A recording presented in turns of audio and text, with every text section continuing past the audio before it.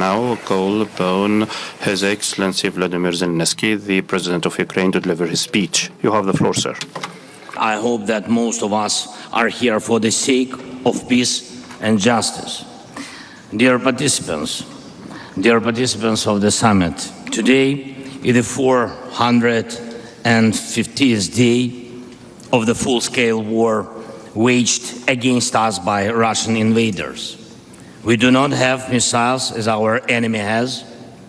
We have less air power. We do not possess numerous killer drones that Iran supplies to Russia.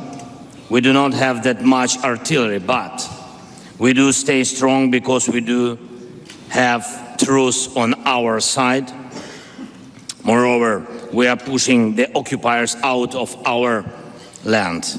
Anyone who defends his native land from invaders and anyone who defends children of his nation from enslavement, every such warrior is on the path of justice.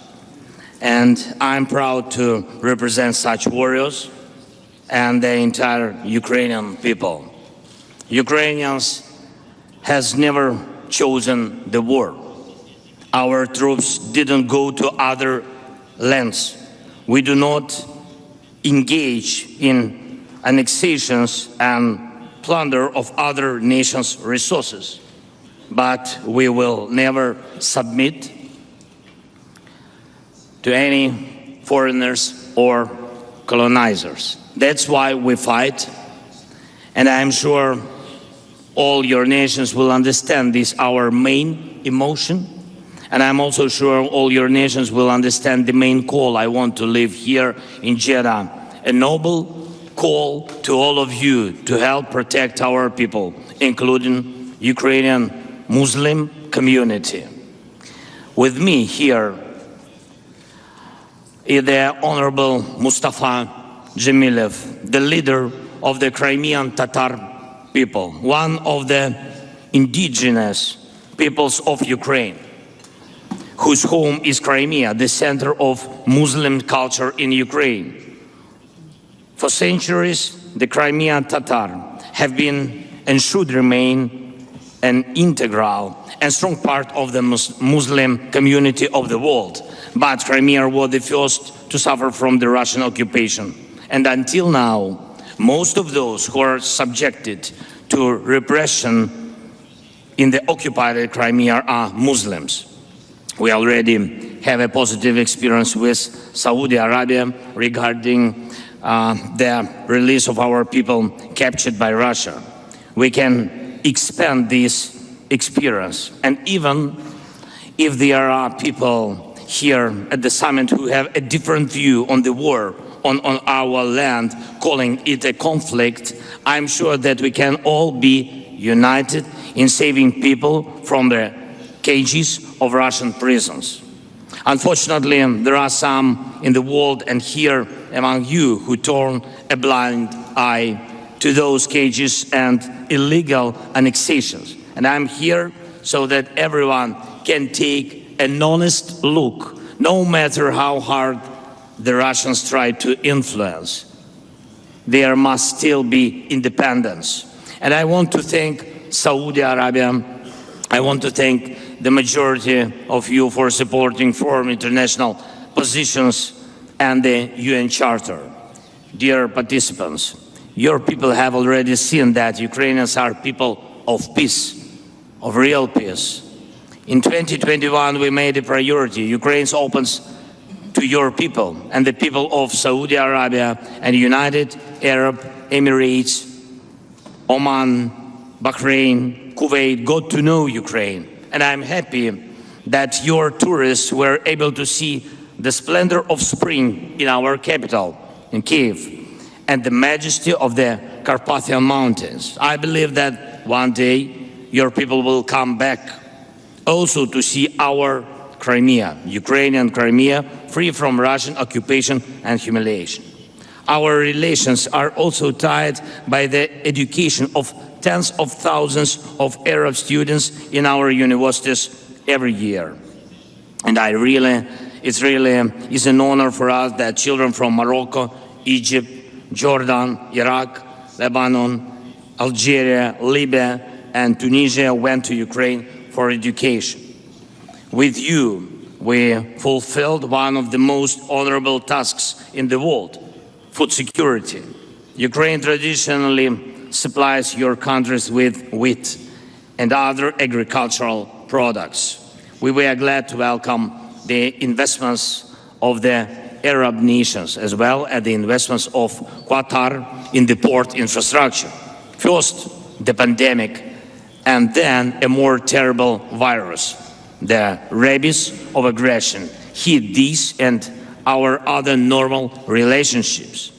And I'm more than sure that none of you will agree to surrender a third of your country to the invaders. And I'm more than sure none of you would watch without a fight how foreigners steal the children of your people. Hundreds of thousands of our children are deported to Russia, separated from their relatives. And there in Russia, they are trying to teach our children to hate their natives. And I'm more than sure that none of you would admit the military occupation of a nuclear plant to use it to blackmail the world with nuke disaster. Look at how much suffering the long-term wars have brought to Libya, Syria, Yemen, how many lives have been wasted by years of fighting in Sudan and Somalia, in Iraq and Afghanistan. Everyone who adds to suffering by his new aggressions, everyone who sows enmity, everyone who wants to bring back the old days of invading empires that didn't count with the will of independent nations. Every aggressor goes against the world and will be cursed by the people. And I greet everyone who is ready to join us on the path of justice. Ukraine proposed the peace formula to end the war. You can see how it works on the example of food security, one of the points of our formula. Even when the war is thrown into our home, we do everything so that the homes of other peoples also survive. We managed to launch the Black Sea Grain Initiative and partially lift the Russian naval blockade of our ports. This stabilized food markets and helped many, including the nations of the Arab League. The implementation of another point of our peace formula will also help many, the return home of all captives and deportees. Each of the honorable delegations was given a document in your language with 10 points of the peace formula. Please, you can choose the point to help that you consider appropriate, and I will be grateful to each of you who will choose exactly the direction of rescuing people held in Russian captivity. So I invite all of you who respect peace to join the implementation of the peace formula and thus to reduce enmity and wars, suffering and evil. Russia is weak. We beat it even when it has more weapons in their hands. Its aggressiveness doesn't come from strength, but from the understanding that the time of empires has passed.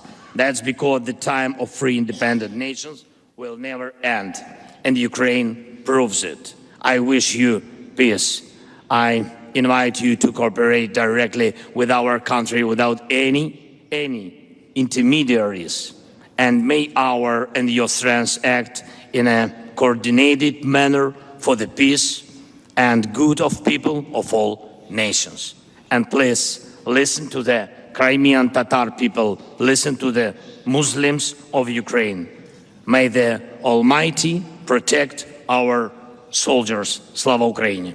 Thank you. I do thank His Excellency Vladimir Zelensky for his speech.